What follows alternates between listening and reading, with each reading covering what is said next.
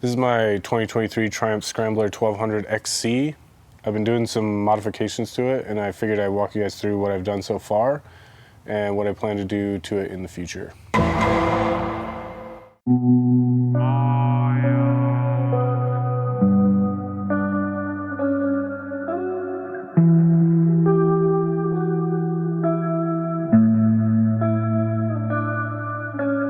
First off, we'll start with probably what's the most obvious, and that's the Unit Garage Dual-Scrambler fairing kit. The main reason I bought these is because I do plan on doing quite a bit of off-roading with this bike, and I wanted a way to mount the Garmin GPS to the windscreen, but I don't really like the way that the Triumph windscreen looks without fairings. I think it kind of like takes away from the whole look of the bike, and the Unit Garage fairings were the best looking thing I could find, and they're actually really good looking. They come from Unit Garage, color matched to the matte khaki green of the tank. The windscreen is almost the same as the Triumph one, but in my opinion it's a little bit better looking. I also plan on doing quite a bit of long distance riding with this bike, so the windscreen was kind of a must. Some of the downsides of this kit are, I think Unit Garage designed these for the generation before the Euro 5, which this is a Euro 5 model. So instead of updating it for the Euro 5 model, which there were some minor changes from Triumph on engine mount locations and things like that, they just kind of created band-aids to fix their mounting solution,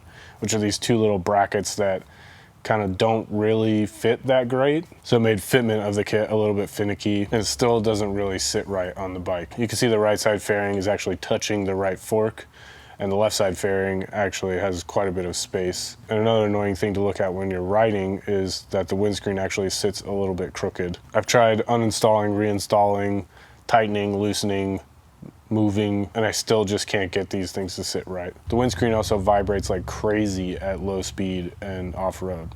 At highway speed, the wind load seems to stabilize it, but when you're off-road or riding at low speed, it makes the Garmin GPS pretty much unreadable. With this kit, you also have to relocate the headlight, move it up a little bit because the bracket moves in front of where the headlight used to be. So the headlight's now mounted to the fairing bracket, and those vibrations go through the headlight as well, and you can kind of see it when you're riding at night. Also, because the headlight is no longer mounted to the forks, the headlight doesn't move with the handlebars. It's just pointed forward at all times. It also seems to be sitting a little bit too high, so when you do move the handlebars left and right, the back of the TFT display rubs on the back of the headlight bowl and scratches it. Not a big deal to me because I can't really see it behind the TFT display when I'm riding, but it is a little bit annoying. That kind of leads us into our next modification, which is the Viba or however you pronounce it, indicators. Now, the Unit Garage fairings were designed for the factory indicators, which have really long stems. The Viba indicators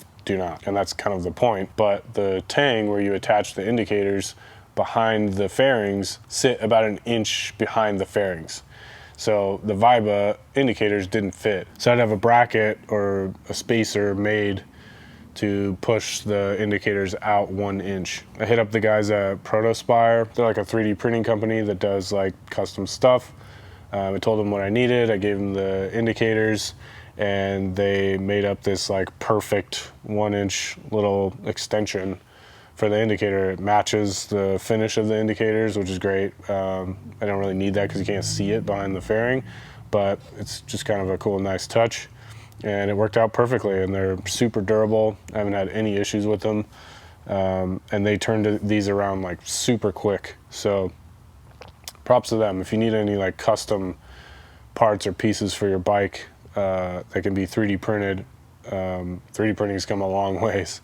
These are like just as good as or better than like normal plastic. So if you need any custom pieces or any weird quirky things that you're doing to your bike, hit up Protospyre. They'll be able to get you taken care of. Probably the next most obvious thing is the Barkbusters. I did not want to do Barkbusters or handguards of any kind. I never liked them.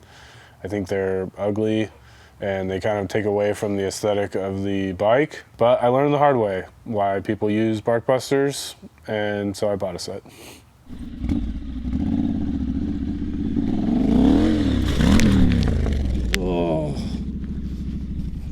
Oh shit.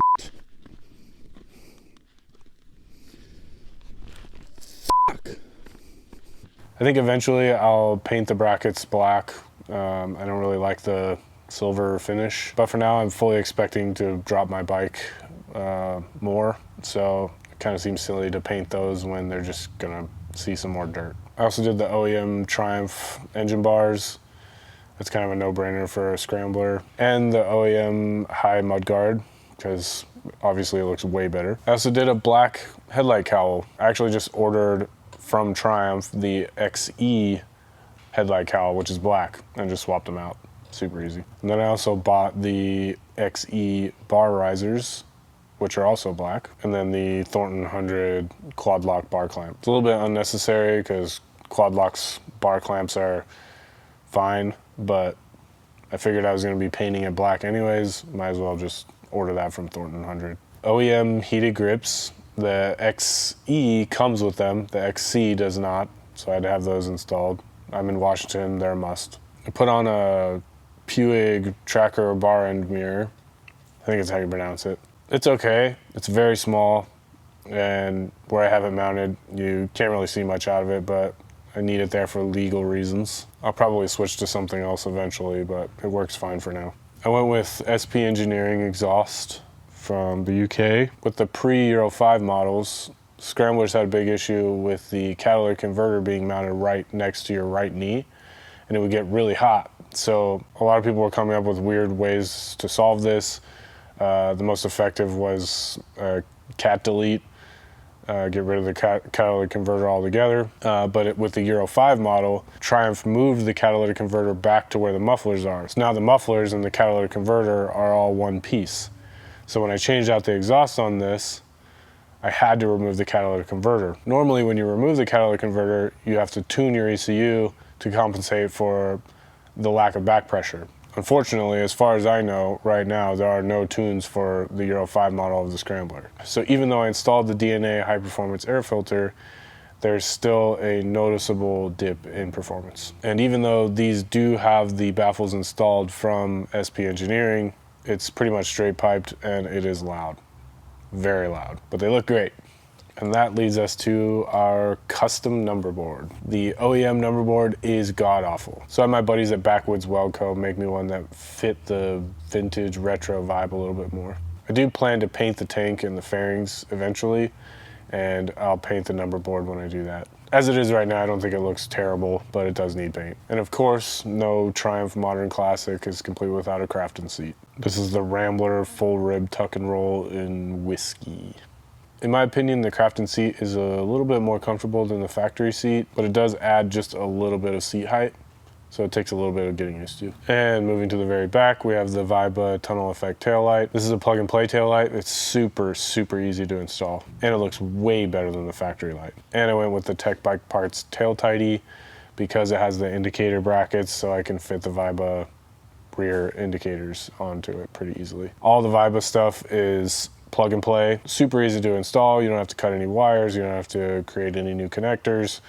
Super, super easy, and they look awesome. And last but not least is the blackout treatment, almost. I had almost all the shiny bits on the Scrambler powder coated black. I really wish Triumph had this option from the factory, because taking the swing arm off of this bike is not easy. You need a special tool from Triumph to get it off, and then you need a press to get the bearings in and out of the swing arm. So it is a huge pain to take the swing arm off and strip it down and get it ready for paint, and then putting it back together was a huge nightmare. But it was worth it. The end result looks way better than it did from the factory. I had the engine bars painted, foot pegs, pedals, front sprocket guard, heel guard, swing arm obviously, the fenders. Pretty much anything that stuck out that was aluminum, I took it off and had it painted. Aside from the sump guard, because I figure if I'm gonna off-road this bike, the sump guard's gonna get the crap beat out of it, and that paint's not gonna last very long.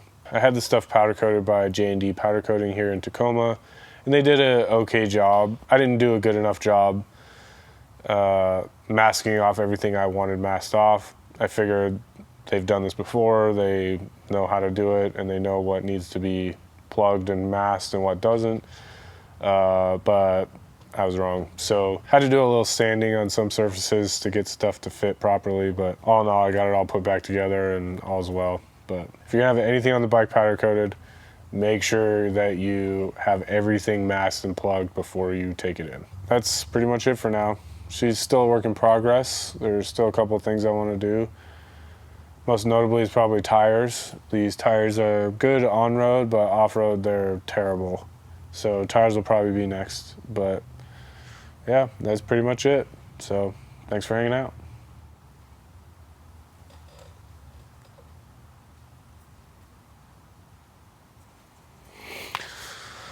Okay, good enough.